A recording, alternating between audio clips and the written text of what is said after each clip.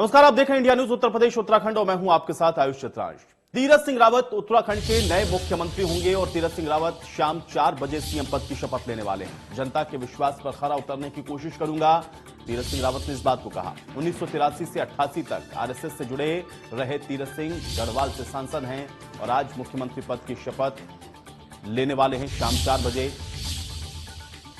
तो त्रिवेंद्र की विदाई के बाद तीरथ सिंह की ताजपोशी होनी है और शाम 4 बजे तीरथ सिंह रावत का शपथ ग्रहण है उत्तराखंड में। अब तीरथ सिंह रावत अगले मुख्यमंत्री होंगे, तो शाम 4 बजे ये शपथ होनी है और राज्यपाल से मिलकर सरकार बनाने का दावा पेश किया जा चुका है। गढ़वाल से सांसद हैं तीरथ सिंह रावत, जिनको आज मुख्यमंत्री का ताज पहनाया जा रहा है। आज मुख्यमंत्री पद की शपथ लेने वाले हैं और अब उत्तराखंड में तीरथ सिंह रावत बतौर मुख्यमंत्री शाम 4 बजे शपथ ग्रहण होना है।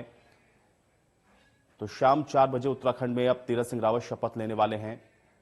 इससे पहले आपको बता दें कि कल त्रिवेंद्र सिंह रावत के इस्तीफा देने के बाद ये लगातार कयास लगाए जा रहे थे कि आखिर उत्तराखंड की जो कमान है वो किसके हाथ जाएगी, और अब इन सभी अटकलों पर विराम लगता हुआ विधायक दल की जो बैठक हुई उसके अंदर यह नतीजा कि सर्वमान्य नेता के तौर पर तीरथ सिंह रावत को चुना गया और उसके बाद राज्यपाल से मिलकर सरकार बनाने का दावा भी पेश किया गया और अब शाम 4 बजे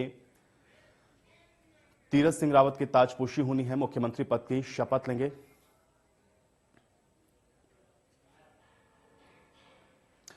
तो वहीं अजय भट्ट के साथ हमारे सहयोगी ने खास बातचीत की है, आइए आपको सुनवाते हैं। के एमपी अजय भट्ट सर, जो आज नेतृत्व परिवर्तन हुआ, इसको आप कैसे देखते हैं? बहुत अच्छा था। ये दायित्व परिवर्तन होते रहते हैं। हमारे हर कार्यकर्ता सिपाही के रूप में रहते हैं। एक सिपाही के रूप में पहले माननीय त्रिवेंद्र जी थे, दूसरे सिपाही के रूप में हमारे कमांडर के रूप में अब तीरथ जी आए हैं और हम सब उनके सिपाही के रूप में हर जगह कंधे से कंधा मिलाकर आगे चलेंगे और 2022 में हम जो पहले बहुमत था उससे भी ज्यादा बहुमत लाएंगे और हमारी सरकार आएगी। आपको क्या कारण लगते हैं कि जिसकी वजह से ये सत्ता परिवर्तन करना पड़ा, ये चेंज करना पड़ा? क्यों मुख्यमंत्री के गार्ड को चेंज करना पड़ा? मैं कहता हूं कि कभी आप ये चैनल बदलते हैं, कभी ये चैनल बदलते हैं, क्यों जाते हैं? इसलिए चैनल बदलना हमारा, लेकिन आपकी आइडियोलॉजी है, क्या आप भी आइडियोलॉजी वैसे बदलते हैं? बात सुन लीजिए, ये हमारी पार्टी का मैटर है। किस जवान को कहां पर तैनात करेंगे, त्रिवेंद्र जी की तैनाती और अच्छी जगह होगी। ये थे अजय भट्ट, कैमरामैन प्रमोद के साथ ब्रिजेश पांडे, इंडिया न्यूज। और चलिए बातचीत करते हैं, अरविंद चतुर्वेदी संपादक इंडिया न्यूज हमारे साथ जुड़ रहे हैं। अरविंद जी, जो तमाम कयास लगाए जा रहे थे उस पर अब विराम हम कह सकते हैं एक तरीके से लग गया है। 4 बजे ताजपोशी होनी है तीरथ सिंह रावत की, कैसे देख रहे हैं इसको? देखिए, दोनों डबल टी यानी त्रिवेंद्र सिंह रावत और तीरथ सिंह रावत है, हमें इसको भी समझना चाहिए। उन्होंने अजय भट्ट ने स्पष्ट कर दिया कि त्रिवेंद्र सिंह रावत की जो है का एडजस्टमेंट होने जा रहा है, यानी त्रिवेंद्र सिंह रावत आने वाले दिनों में जो केंद्र में फेरबदल होने जा रहा है उसमें उनको अहम जगह दी जा सकती है। एक दूसरी बात मैं ये बताना चाहता हूँ कि तीरथ सिंह रावत का अगर हम पूरा पॉलिटिकल कैरियर देखें तो प्रचारक के तौर पे अपना काम शुरू करने के बाद धीरे धीरे स्टेप बाय स्टेप राजनीति में आगे बढ़े और आपको मैं ये बताना चाहता हूँ कि तीरथ सिंह रावत का न कोई दोस्त है न कोई दुश्मन है, तो इससे पॉलिटिकल नुकसान किसी को नहीं होने वाला है। कल को अगर भारतीय जनता पार्टी किसी और को सीएम बनाना चाहती हो तो पार्टी को कोई नुकसान नहीं होगा, क्योंकि बहुत ऐसे जनाधार वाले नेता नहीं है कि नहीं उनके जाने से बहुत बड़ा पार्टी को फर्क पड़ेगा। और मैं समझता हूं कि जब तीरथ सिंह रावत को मुख्यमंत्री बनाने का फैसला लिया जा रहा था तो उसमें निश्चित रूप से त्रिवेंद्र सिंह रावत की सहमति ली गई होगी। उसके अलावा अनिल बलूनी, रमेश पोखरियाल निशंक, सतपाल महाराज, जो लोग भी कैंडिडेट थे उन सभी लोगों से एक बार बातचीत की गई होगी और जातिगत समीकरण को ध्यान में रख के ये बड़ा फैसला लिया गया है। और हमें ये भी समझना यहाँ पे होगा कि चुनाव में ज्यादा समय बचा नहीं है, 8 महीने का समय लगभग बचा हुआ है और इन 8 महीनों में जितनी भी विफलताएं हैं वो सब तीरथ सिंह रावत के जिम्मे होंगी, जितनी सफलताएं हैं वो सब त्रिवेंद्र सिंह रावत के जिम्मे होंगी। तो सवाल ये है कि तीरथ सिंह रावत का भविष्य, राजनीतिक भविष्य क्या होगा, ये तो देखने वाला होगा। लेकिन फिलहाल भारतीय जनता पार्टी ने ये परिवर्तन करके कम से कम जो लोगों का आक्रोश था उसको शांत करने की कोशिश की है। लेकिन अरविंद जी, चूंकि जिस बात का आप अभी जिक्र कर रहे थे कि अगर हम उनके पूरे सियासी सफर को देखते हैं और चूंकि जो त्रिवेंद्र रावत को हटाने की जो सबसे बड़ी वजह थी, उसमें सबसे बड़ी बात यही थी कि संगठन और सरकार के बीच में जो तारतम्य था, जो समन्वय था, वो कहीं लैप्स हो रहा था, वो टूट गया था। ये एक बहुत आरोप लग रहे थे उनके ऊपर। अब जब हम लोग तीरथ सिंह रावत को देखते हैं तो चाहे आरएसएस से लेकर के उनका पार्टी के अंदर संगठन के स्तर पर काम करना हो या जिम्मेदारी के साथ या मंत्रिमंडल के अंदर उनकी सहभागिता हो, क्या उसको कहीं मैनेज करने की वजह से भी है कि ये नाम जो तीरथ सिंह रावत का सामने आया, उनकी ताजपोशी हो रही है? देखिए, मैं एक बात तो ये जरूर कहना चाहूंगा कि तीरथ सिंह रावत जो है वो भारतीय जनता पार्टी के समर्पित कार्यकर्ता है। भारतीय जनता पार्टी के लिए काम कर रहे हैं। बहुत समय पे कई जगहों पे उनको आजमाया जा चुका है। वो विधायक भी रह चुके हैं, वो प्रदेश अध्यक्ष भी रह चुके हैं, वो मेंबर ऑफ पार्लियामेंट भी हैं, वो प्रचारक भी रह चुके हैं। तो कई स्तर पे उनकी जो है उनका एग्जामिनेशन लिया जा चुका है। इम्तिहान में कई बार वो खरे उतर चुके हैं। तो सवाल यह है कि वो एक समर्पित कार्यकर्ता हैं। उनके नाम की कहीं चर्चा नहीं थी, डाउन टू अर्थ हैं। ये सारे जो गुण थे तीरथ सिंह रावत के, वो और दूसरी जो सबसे बड़ी बात है वो उनका कोई विरोधी नहीं। तो तीरथ सिंह रावत का कोई विरोधी न होने का बड़ा फायदा उनको मिला है। और मैं आपको ये बताना चाहता हूँ कि इन्हीं सब कारणों की वजह से तीरथ सिंह रावत को जो है मुख्यमंत्री बनाने में जो है केंद्रीय जो नेतृत्व है वो सफल रहा है, क्योंकि उनका कोई विरोधी है नहीं। और मैं आपको बता दूं कि अब तीरथ सिंह रावत को ये प्रूव करना होगा मौके पे कैसे वो खरे उतरे, कैसे भारतीय जनता पार्टी की बड़ी मुहिम के साथ एक बार फिर से उत्तराखंड राज्य में सरकार बनवाने का काम करें। ये सारे काम उनको करने पड़ेंगे। प्रधानमंत्री नरेंद्र मोदी का चेहरा तो जरूर होगा, लेकिन तीरथ सिंह रावत की भी परीक्षा होगी 2022 में, और उस परीक्षा में वो कितना पास होंगे, कितना फेल होंगे, ये देखना बड़ा दिलचस्प होगा। लेकिन अरविंद जी, तीरथ सिंह रावत को जो ताजपोशी आज हो रही है या उसके पीछे जो भी वजह रहे हो, सबका अपना अपना एनालिसिस है। लेकिन एक चीज मैं थोड़ा सा और समझना चाह रहा हूं, क्योंकि इससे पहले भी 2 बार भारतीय जनता पार्टी ने इसी तरह से जब भी बदलने की कोशिश की चेहरे को, उसके बाद उसके परिणाम अच्छे नहीं रहे हैं। और अब इस बार भी जो वही कोशिश है, चुनावों के अंदर अगर हम लोग देख कर चलें तो 1 साल से भी कम का वक्त है। क्या ये सारी चीजें सोच समझ के बड़ा बैलेंस वे में किया जा रहा है, या इसको और किस तरीके से आप देखेंगे? क्योंकि अगर हम लोग पिछली तुलना करें तो उसके नतीजे बड़े अच्छे रहे नहीं है। अरविंद जी, मैं आपको ये बता दूं कि देखिए, अगर ये मुख्यमंत्री को बदलते नहीं तो सरकार गिर जाती, तो वो ज्यादा दिक्कत होती। अभी तो आपको अगर सिस्टम को ठीक करना है तो पहले आपको सिस्टम में रहना होगा। और इसीलिए भारतीय जनता पार्टी ने देखिए कोई समय नहीं लिया, तुरंत फौरी तौर पर निर्णय किया कि नहीं, हम वहां मुख्यमंत्री को बदलेंगे, और तुरंत बदल दिया गया। और स्टेडिंग के लिए कोई जगह नहीं दी गई, समय नहीं दिया गया। नहीं तो कांग्रेस भी लगी हुई थी कि भाई कैसे परिवर्तन हो जाए। तो प्रश्न यहाँ पे उठता है कि तीरथ सिंह रावत का नाम केंद्रीय नेतृत्व ने तय किया, लोगों से बातचीत करने के बाद तय किया।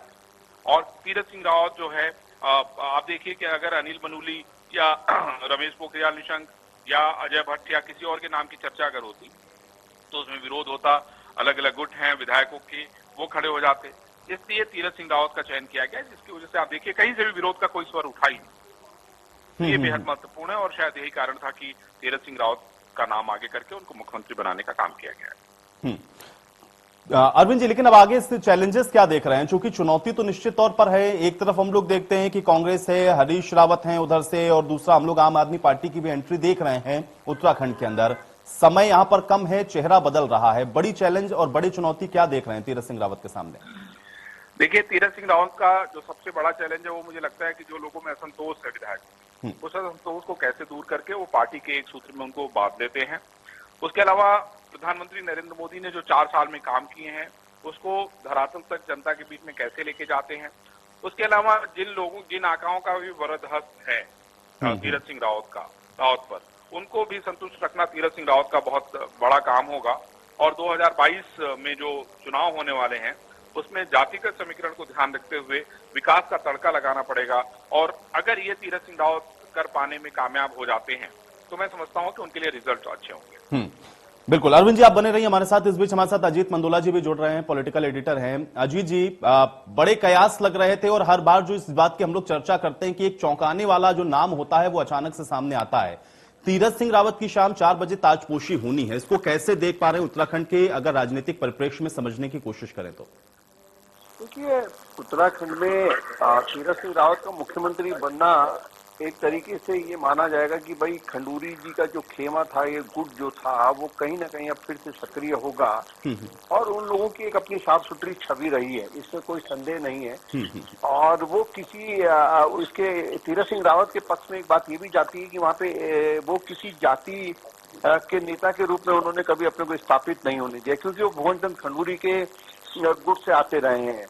जैसे तीरथ सिंह रावत को लेकर ये आरोप लगा कि एक जाति विशेष का विशेष ध्यान रख रहे थे, ये बीच में बड़ी चर्चाएं थी। हालांकि कोई ऐसा मामला सामने नहीं आया, लेकिन तीरथ सिंह रावत के शायद ये होगा कि वो कुमाऊं गढ़वाल वाला मामला हो या ठाकुर ब्राह्मण वाला मामला हो, तीरथ सिंह रावत के साथ शायद कम चलेगा। तो इसका एक बीजेपी को लाभ मिलेगा कि उसको सभी समुदाय के लोग तीरथ को सपोर्ट करेंगे। लेकिन मैं जैसे बार बार कहते आया हूं कि बीजेपी में अब प्रदेश के नेताओं का कोई बहुत ज्यादा रोल होता नहीं है, क्योंकि बीजेपी ने जब से प्रधानमंत्री नरेंद्र मोदी और अमित शाह ने कमान संभाली है बीजेपी की, तो प्रदेशों के चुनाव, देखिए बहुत अच्छी बात है। लोग शुरू में बड़ा मजाक बनाते थे कि भाई प्रधानमंत्री हैं, विधानसभा के चुनाव में प्रचार करने जाते हैं, छोटे छोटे चुनाव में चले जाते हैं, लेकिन ये बीजेपी की ताकत है। इस बार उन्होंने हैदराबाद जैसे उसमें नगर निगम के चुनाव में पार्टी के बड़े राष्ट्रीय नेता तक चले गए थे। तो जब भी कोई चुनाव आता है बीजेपी, उसको उसमें बड़े चेहरे के रूप में प्रधानमंत्री नरेंद्र मोदी को ही सामने लाया जाता है। और मेरा ये मानना है कि उत्तराखंड में तीरथ सिंह रावत ठीक है। अब लोगों में जो एक निराशा का भाव था, या जो लोगों को लगता था कि भाई त्रिवेंद्र रावत बहुत ही एक कमजोर मुख्यमंत्री हैं, कुछ करते नहीं है, कमरे में चारों तरफ से घिरे बैठे रहते हैं अफसरों से, किसी से मिलते जुलते नहीं। लेकिन अजीत जी, फिर ये सवाल यहाँ पर ये भी खड़ा होगा कि अगर तीरथ सिंह रावत के साथ इतने सारे पॉजिटिव एस्पेक्ट्स जुड़े हुए हैं, तो फिर ये क्या देर हो गई है यहाँ तक आते आते, या ये समझने में देर हुई है? और फिर अगर हम लोग इससे तुलना करेंगे पिछला जो तमाम स्टेप लिए गए सरकार के द्वारा, या इससे पहले भी पूर्व के सरकारों के अंदर, खासतौर से भारतीय जनता पार्टी ने जब जब ये कोशिश की है, ये बैकफायर हुआ है। अब इस बार 4 साल का कार्यकाल पूरा करने के बाद चेहरा अगर बदल रहे हैं और एक ऐसा शख्स जिसको मुख्यमंत्री के तौर पर प्रोजेक्ट कर रहे हैं, जिसकी इतनी विशेषताएं आप बता रहे हैं, तो ये पहले होना चाहिए था। नहीं, बिल्कुल आप ठीक कह रहे हैं। देखिए, त्रिवेंद्र सिंह रावत को जब मुख्यमंत्री बनाया गया था उत्तराखंड का, वो उस समय भी अमित शाह, नरेंद्र मोदी ने ही उनको बनाया गया था। देखिए, उस समय के जब जो बीजेपी आज से 2011-12 में थी, वो बीजेपी अब है नहीं। बीजेपी का केंद्रीय नेतृत्व पूरी तरीके से इतना बदल गया और बहुत मजबूत नेतृत्व है। और हर छोटे राज्य में ये मानकर चलो, चाहे असम हो, उत्तराखंड हो, ये छोटे छोटे राज्य जो भी होते हैं, उन छोटे राज्यों में कुछ ऐसे नेता होते हैं हर पार्टी में, जिनका बड़ा भारी कॉकस होता है, जो कहीं ना कहीं राजनीति को प्रभावित करने की कोशिश करते हैं। वो बीजेपी में भी हैं ऐसे कुछ चुनिंदा नेता। तो कांग्रेस में तो खैर अब पार्टी खत्म हो गई, कांग्रेस के सारे नेता तो बीजेपी में आ गए हैं। वहाँ पे हरीश रावत ले दे के रह गए हैं। वो अब उनके साथ उनकी जो युवा नेता टीम है, प्रीतम सिंह, जिनको राहुल गांधी ने बनाया है, उनके साथ तालमेल नहीं बैठ रहा है। लेकिन बीजेपी में क्या है कि बीजेपी में किसी नेता पे इतनी हिम्मत नहीं है कि आज के केंद्रीय नेतृत्व को चुनौती दे दे। इसलिए केंद्रीय नेतृत्व ने इसलिए बदला त्रिवेंद्र रावत को। ये उम्मीद त्रिवेंद्र रावत को इन्होंने जब मुख्यमंत्री बनाया था, तो उस वक्त रमेश चंद्र पोखरियाल निशंक और जो पुराने सतपाल महाराज रहे हों, जो कांग्रेस से आने वाले हरक रावत रहे हों, बड़े बड़े दिग्गज सूरमा ऐसे नेता थे जो चाहते थे हम मुख्यमंत्री बने। तो उन सब नेताओं को साधने के लिए, बीजेपी के कुछ ऐसे गुटों को साधने के लिए त्रिवेंद्र रावत को जानबूझकर मुख्यमंत्री बनाया गया था कि भाई ये किसी गुट में नहीं है, किसी विवाद में नहीं है, ये बनेंगे तो कुछ अलग से हटके होगा। लेकिन त्रिवेंद्र रावत एक कमजोर प्रशासक निकले। वो उस तरह के फैसले या लोगों को उस तरीके से नहीं साध पाए जो कि एक नेता में कला होनी चाहिए। उस कला में पूरी तरीके से फ्लॉप हो गए। जब वो फ्लॉप हो गए तो वहाँ एक मैसेज चला गया कि भाई ये आदमी एक बहुत कमजोर मुख्यमंत्री है, मिलता नहीं है, घर के अंदर बंद रहता है। और जो इसके अफसर हैं, 4-5 अफसर हैं, उनमें से अधिकांश गैर पहाड़ी अफसर थे जिनको कोई पहाड़ का कोई नॉलेज नहीं था। वो ऐसे फैसले करने लगे, गैरसैंण में जैसे जाके विधानसभा बुलाने लगे। गैरसैंण खुद इन्होंने गैरसैंण का पहले विरोध किया था। गैरसैंण को एक राजधानी का प्रारूप देने लगे, फिर उसको कमिश्नरी बना दिया। तो उसमें जो बातें हम निकल, कोटद्वार का नाम बदलकर कर्ण नगरी कर दिया। तो ये जो ऐसे फैसले थे, ये शायद त्रिवेंद्र रावत को ये समझाकर अफसरों ने फैसले करवा दिए कि इससे आपकी पॉपुलरिटी बढ़ेगी, लोगों में एक अच्छा मैसेज जाएगा। लेकिन वो उल्टा चला गया। अजीत जी, आप हमारे साथ बने रहे, मैं आपके माहौल पास आता हूं, इस बात को थोड़ा और आगे बढ़ाते हैं। अरविंद जी हमारे साथ लगातार बने हुए हैं।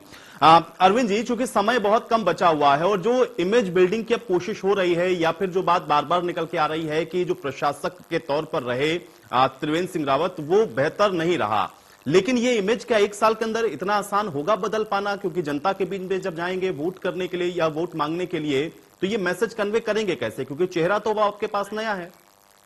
आयुष, देखो ऐसा है, यही है, मंडोला जी की मैं बात सुन रहा था, तो यही कहा जाएगा कि हुजूर आते आते बहुत देर कर, अब देर तो हो चुकी है और इसका कोई विकल्प भी नहीं है।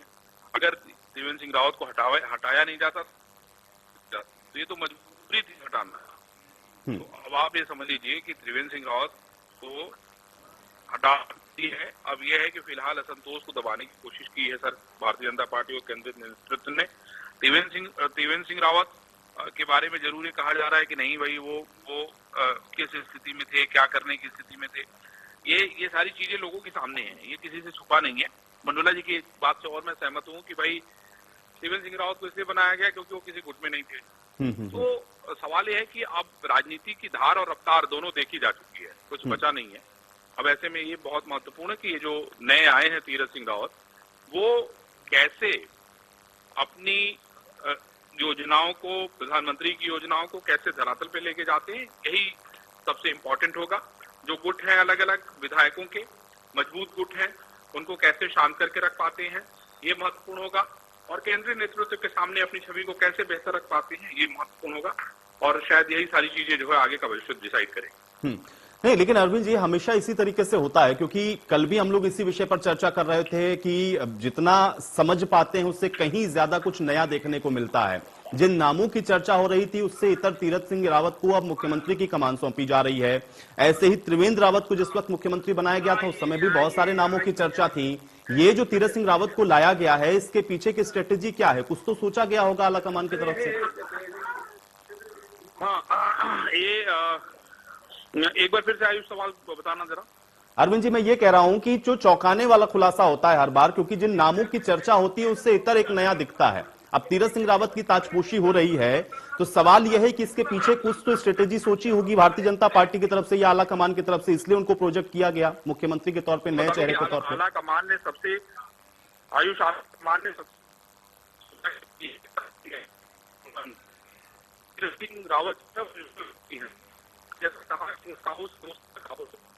तीरथ सिंह रावत सब जगह स्वीकृत हैं। मंडोला जी की एक बात से और भी सहमत हूँ कि वो अपनी जाति के नेता भी नहीं कहे जाते हैं।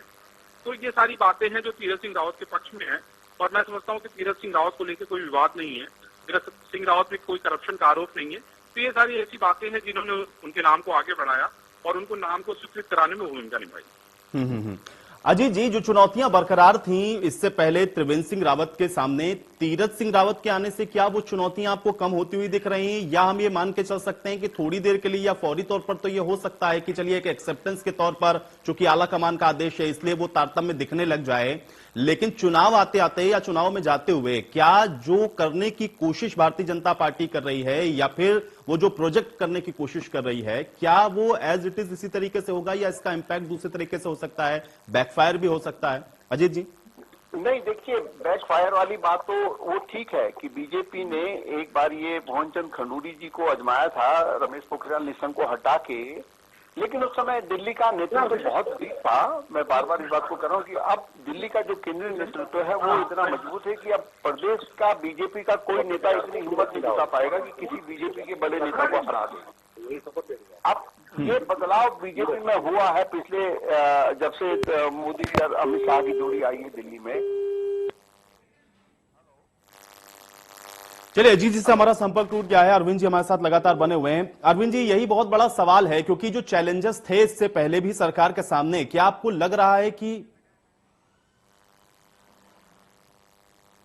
अरविंद जी, क्या आप मुझे सुन पा रहे हैं? अजीत जी, आप तक आवाज पहुंच रही मेरी?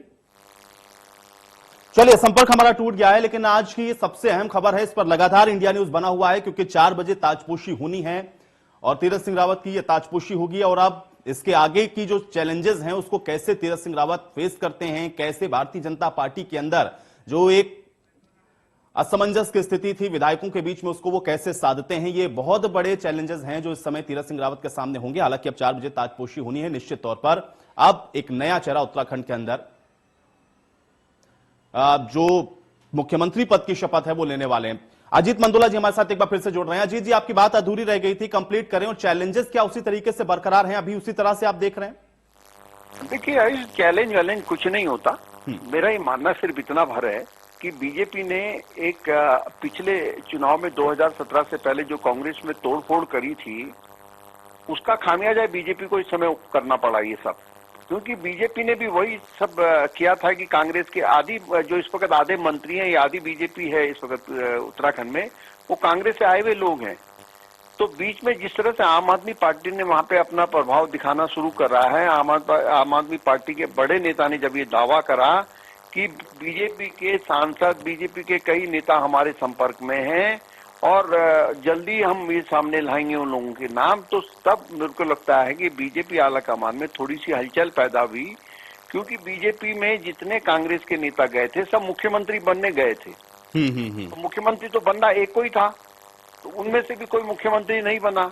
चाहे सतपाल महाराज हो, हरक सिंह रावत हो, विजय बहुगुणा हो, जो बड़े बड़े नाम गिने जाते हैं कांग्रेस के, वो तो सब बीजेपी में, यशपाल आर्य हो, तो आधे तो मंत्री बना दिए गए, लेकिन मुख्यमंत्री कोई नहीं बना। अब ये कोई गारंटी नहीं है कि वो बीजेपी की विचारधारा के नेता हैं या बीजेपी में उन्होंने एक ऐसा प्रतिज्ञा ले ली कि बीजेपी कभी नहीं छोड़ेंगे। जी। हो सकता था कि जो माहौल बनता, अगर उन्हें लगता कि आम आदमी पार्टी की अब थोड़ा सा आम आदमी पार्टी में उम्मीद है, आम आदमी पार्टी किसी को कहती कि आप फलाने जी को हम मुख्यमंत्री बना देंगे, आप आ जाइए हमारे साथ, तो वो हो सकता था कि अपना चले जाते दूसरी पार्टी में। तो बीजेपी कुछ नहीं कर पाती। तो बीजेपी अभी भी कोई ये गारंटी नहीं कह सकते आपकी ये लोग कैसे चलेंगे। अब इन लोगों को मैनेज करना पड़ेगा। बीजेपी के लिए सबसे बड़ी चुनौती बीजेपी के अपने लोगों से ज्यादा चुनौती ये है कि जिन लोगों को लेकर वो सरकार चला रही है उन लोगों का भरोसा नहीं है कि वो बीजेपी में रहेंगे कि नहीं रहेंगे। भाई सतपाल महाराज फिर इस बार उम्मीद थी कि मैं मुख्यमंत्री बन जाऊंगा, नहीं बन पाए वो। या हरक सिंह रावत हैं या दूसरे नेता है, विजय बहुगुणा है, ये सब वो नेता हैं जो अवसरवादी नेता हैं। कल अगर इन्हें मौका लगेगा, अगर वो तो बीजेपी का दिल्ली का नेतृत्व तो बहुत मजबूत है, अगर बंगाल में बीजेपी बहुत अच्छे ढंग से जीत जाती है तो फिर किसी नेता की हिम्मत नहीं है उत्तराखंड में कि कोई जोड़ तोड़ करके बाहर निकलेगा। लेकिन अगर किसी वजह से बीजेपी कहीं वीक हुई, एक बार के लिए लगा कि उन नेताओं को कि भाई ये बीजेपी तो अब कमजोर हो रही है, अगली बार जीतेगी कि नहीं जीतेगी, तो फिर वो दल बदल देंगे। अब तीरथ सिंह रावत के लिए यही एक सबसे बड़ी चुनौती है कि जो उसके साथ अब कौन मंत्री बनेंगे, किन किन को वो संभाल के रख पाएंगे, कैसे उन लोगों को मैनेज करेंगे। आम आदमी पार्टी एक कोशिश कर रही है वहां पे, जो बीजेपी ने बंगाल में फॉर्मूला अपनाया, आम आदमी पार्टी वहां पे अपनाने की सोच रही है कि भाई जो नाराज लोग हैं उनको अपनी पार्टी में लाया जाए, जैसे कि बंगाल में। लेकिन अजीत जी, आपको चैलेंजेस लग क्यों नहीं रहे हैं? क्योंकि सवाल इसी बात का है ना, क्योंकि एक तरफ तो आप चेहरा बदल रहे हैं, जब चेहरा बदल रहे हैं आप जाएंगे चुनावों के अंदर, तो ये चैलेंज तो रहेगा ना, क्योंकि आपको ये बताना पड़ेगा कि क्या हुआ, और जनता भी ये पूछेगी और पॉलिटिकल पार्टीज तो ये लेकर के आक्षेप लगा ही रही हैं। अब आम आदमी पार्टी की भी एंट्री है, कांग्रेस के अंदर भले ही गुटबाजी हो, खेमेबाजी हो, लेकिन पुरजोर कोशिश तो है। ये जो संदेश जा रहा है इस समय चुनावों के आखिरी साल में, हम लोग अगर इसको मान के चलें तो ये संदेश का सही तरीके से आपको लग रहा फिट बैठेगा, और यही तो सबसे बड़ा चैलेंज है पार्टी के सामने। अजीत जी, यही मैं यही तो कहने जा रहा हूँ कि अब तीरथ सिंह रावत के सामने सबसे बड़ी चुनौती यही है कि भाई जो आयातित नेता बीजेपी में आए हुए हैं, क्या उनको ये रोक पाएंगे? अब सबसे बड़ी चुनौती है। लेकिन इसमें बीजेपी के पक्ष में जो सबसे बड़ी बात ये जाती है कि बीजेपी इस वक्त भारत में सबसे मजबूत पार्टी है। उसका केंद्रीय नेतृत्व तो बहुत मजबूत है, वो पूरे देश में सत्ता में है, सत्ता को भारत केंद्र सरकार उनकी अपनी है। तो उनको ये जो इस वक्त लोग हैं ये चैलेंज नहीं कर पाएंगे। जो अगर कोई दल बदल करने की कोशिश करेंगे, चुनौती देने की कोशिश करेंगे, वो शायद पहले वाली बीजेपी होती तो अब तक हो सकता था कि पार्टी छोड़ के चले जाते दूसरी पार्टी में। लेकिन बीजेपी ने कोशिश करी है कि भाई एक ऐसा माहौल न बने, क्योंकि त्रिवेंद्र रावत जो हैं वो इतने ऐसे मुख्यमंत्री शायद पूरे देश में बीजेपी के बन गए थे कि जो न तो किसी से मिलना चाहते थे न किसी की सुनना चाहते थे। ये जो छवि बन रही थी, इससे बीजेपी को कहीं ना कहीं बड़ा नुकसान हो रहा था। तो तीरथ सिंह रावत इतना भर करेंगे क्या वो सबसे मिलेंगे, सबकी सुनेंगे, करेंगे वो अपनी मन की, ये तो ठीक है, लेकिन कम से कम मिलने जुलने का जो संवादहीनता बन गई थी मुख्यमंत्री से, लोगों की अब चलिए अजीत जी, मैं आपको रोक रहा हूं, मैं आपके पास दोबारा से वापस आता हूं। इस बीच डॉक्टर देवेंद्र भसीन जी हमारे साथ जुड़ रहे हैं, बीजेपी उपाध्यक्ष हैं। डॉक्टर देवेंद्र भसीन जी, बहुत स्वागत है सबसे पहले तो आपका इंडिया न्यूज में। धन्यवाद।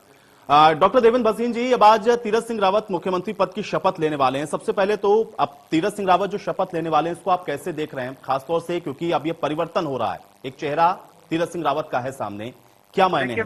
मैं इस समय राजभवन में हूँ और अभी कुछ ही मिनटों के बाद शपथ ग्रहण समारोह प्रारंभ होने वाला है। महामहिम राज्यपाल महोदया नए मुख्यमंत्री श्री तीरथ सिंह रावत जी को शपथ दिलाएंगी और इस समय जो पुरानी कैबिनेट के मंत्रीगण हैं, विधायक हैं, पार्टी के पदाधिकारी हैं और अन्य अतिथि लोग हैं, वो बड़ी संख्या में राजभवन में मौजूद हैं और सबको प्रतीक्षा 4 बजे की है, जब महामहिम राज्यपाल महोदया आएंगी और श्री तीरथ सिंह रावत जी को मुख्यमंत्री पद की शपथ दिलाएंगे। आप डॉक्टर देवेंद्र भसीन जी, चूंकि अभी हम लोग तमाम जो पॉलिटिकल पार्टीज के लीडर हैं उनसे बातचीत कर रहे हैं, पॉलिटिकल पार्टी लगातार इस विषय को लेकर के बहुत हमलावर हैं। वो ये कह रही है कि वो बात जो वो पहले से कहती रही, अब उस पर तो भारतीय जनता पार्टी खुद ही मोहर लगा रही है अपने चेहरे को बदलकर। इसका क्या जवाब है? देखिए, पहली बात तो है कि ये पार्टियां पहले अपनी चिंता करें। इनका जो घमासान चल रहे हैं वो सब दुनिया देख रही है और हमारे यहाँ जो एक परिवर्तन हुआ है कि एकदम शांति से हो गया है, किसी प्रकार से कोई भी दिक्कत नहीं है। ये हमारी पार्टी का कल्चर है और जो बिना किसी कल्चर के चलने वाली पार्टियां जिनके पास कोई मुद्दा नहीं है, वो इस परिवर्तन से परेशान है और वो इसको लेकर के मुद्दा बनाने की कोशिश में। तो हमारी राय उनको ये है कि वो हमारे घर में झांकने से बेहतर होगा कि अपनी पार्टी में झांके, पहले अपनी व्यवस्था को दुरुस्त करें। भारतीय जनता पार्टी एकजुट है, एकजुट रहेगी और हम 2022 का चुनाव भारी बहुमत से जीतने जा रहे हैं। चलिए डॉक्टर देवेंद्र भसीन जी, बहुत शुक्रिया हमारे साथ जुड़ने के लिए, इस बातचीत के लिए। और अजीत जी भी हमारे साथ जुड़ते हैं। अजीत जी, आपका भी बहुत शुक्रिया हमारे साथ जुड़ने के लिए, इस तमाम बातचीत के लिए।